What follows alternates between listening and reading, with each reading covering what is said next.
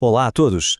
E se a resposta para os maiores mistérios do universo estivesse escondida não lá fora nas estrelas, mas bem aqui dentro, dentro de cada um de nós? Pois, parece que a ciência está a começar a descodificar uma linguagem secreta no nosso ADN, e é algo que vai muito, mas muito além da biologia. Vamos lá explorar esta ideia, que é fascinante. E se o nosso ADN não for só um manual de instruções para construir um corpo? E se for um arquivo cósmico, uma memória viva do próprio universo? É esta a grande pergunta que vai guiar a nossa conversa de hoje. Ok, então vamos começar por aqui. Uma descoberta científica muito recente revelou uma coisa extraordinária.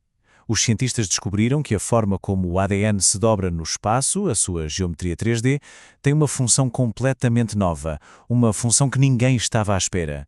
Então, o que é que isto quer dizer na prática? Bem, tradicionalmente nós olhamos para o ADN como um disco rígido, sabem? Onde se guardam os dados genéticos para o futuro. Mas esta nova investigação mostra que as suas dobras geométricas funcionam como a memória RAM de um computador. Ou seja, elas determinam ativamente que informação é lida e usada agora. Não é só o que está escrito no código, mas como o código está dobrado. A forma aqui é a função. Agora vamos falar da capacidade de armazenamento. E preparem-se porque, mesmo na sua função de disco rígido, o ADN está numa liga completamente à parte de qualquer coisa que nós já criamos. A escala disto é uma coisa difícil de imaginar. Uma única grama de ADN consegue guardar 215 mil terabytes de dados. Imaginem só, é o equivalente a 215 mil dos discos rígidos mais potentes que existem. Tudo condensado no material biológico que cabe na ponta de um dedo. É absolutamente impressionante. E para termos uma ideia do que isto representa, pensem em toda a internet. Todos os e-mails, todas as fotos, todos os vídeos, tudo. Toda a nossa herança digital caberia, literalmente, num recipiente do tamanho de uma chávena de café. A densidade é quase incompreensível. E olhem que não é só a capacidade que impressiona. A durabilidade e a eficiência são de outro mundo. Um disco rígido, bem, degrada-se em talvez uma década. O ADN pode preservar informação durante milénios. E mais, não precisa de energia constante para guardar os dados, ao contrário dos nossos centros de dados que consomem eletricidade de cidades inteiras. A natureza, pelos vistos, já tinha criado a solução de armazenamento perfeita. Pensem nisto só por um segundo. Toda a história do cinema, desde os filmes mudos até aos blockbusters de hoje, guardada num espaço mais pequeno que um cubo de açúcar. É o auge da eficiência.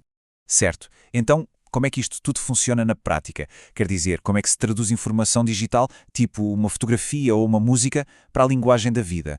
O processo, na verdade, é surpreendentemente elegante. Basicamente, são 3 passos simples. Primeiro, pegamos nos zeros e uns do código binário. Depois, um algoritmo converte-os numa sequência das 4 letras do código genético, o A, T, C e G. Essencialmente, estamos a traduzir de uma linguagem digital de 2 letras para uma linguagem biológica de 4 letras. Simples, não é? Até agora falámos disto tudo como uma tecnologia futurista. Mas e se estivermos a olhar para isto da forma errada? E se, em vez de estarmos a inventar alguma coisa, estivermos apenas a redescobrir algo muito, muito mais antigo e profundo? É possível que a ciência esteja, na verdade, a lembrar-se de algo que sempre esteve lá? Esta frase muda tudo. A ideia de que não estamos a inventar nada de novo. Estamos, isso sim, a reaprender a usar uma tecnologia fundamental que faz parte da própria vida há bilhões de anos. Estamos a aceder a um conhecimento antigo. E é aqui que chegamos ao coração da ideia mais provocadora de todas. A teoria que se apresenta é que a consciência, a informação fundamental da existência, sempre esteve guardada no ADN. Que ele não é só um repositório de dados biológicos, mas o próprio recipiente da consciência universal. Ok, se toda esta informação está lá, como é que se acede a ela? A resposta, segundo esta perspectiva, não está em microscópios mais potentes, mas sim em reconhecer padrões geométricos universais que funcionam como chaves para esta biblioteca cósmica. É neste ponto que a ciência e a simbologia antiga se cruzam de uma forma fascinante. A teoria sugere que na base da estrutura molecular do ADN se encontram formas que lembram pentagramas e hexagramas. Exatamente os mesmos símbolos que vemos em registros de povos antigos por todo o mundo. A ideia é que eles não eram só decorativos, eram na verdade representações deste código fundamental. E existe uma lógica por trás disto. O pentagrama está ligado a padrões matemáticos como a sequência de Fibonacci, aquele código de crescimento que vemos em conchas, em flores, em galáxias. E estes padrões, por sua vez, estão ligados a constantes universais como o π. A ideia é que os blocos de construção matemáticos do universo estão de facto codificados na nossa própria biologia. E este código não é exclusivo do ADN. Estes mesmos princípios geométricos aplicam-se a todas as escalas. Encontramo-los na estrutura de um átomo, no movimento dos planetas e na forma de uma galáxia. É como se fosse uma linguagem universal que liga o micro ao macro. Então, o que é que tudo isto significa para nós, aqui e agora? Bem, parece que estamos à beira de uma revolução. Uma revolução onde a tecnologia moderna nos está finalmente a dar as ferramentas para aceder a esta biblioteca ancestral que sempre carregamos connosco.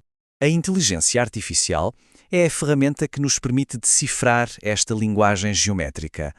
Com a IA, os cientistas estão a começar não só a ler a vasta informação do passado, que está no nosso disco rígido genético, mas também a escrever novas instruções, a alterar a nossa memória RAM biológica, o que abre possibilidades quase infinitas para o futuro. E isto deixa-nos com uma última pergunta, que é talvez a mais importante de todas. Ao desenvolvermos tecnologias para ler e escrever na linguagem fundamental da vida, estamos a inventar o futuro? Ou estamos apenas a lembrar-nos de um passado esquecido? Talvez não estejamos a avançar, mas sim a regressar a casa.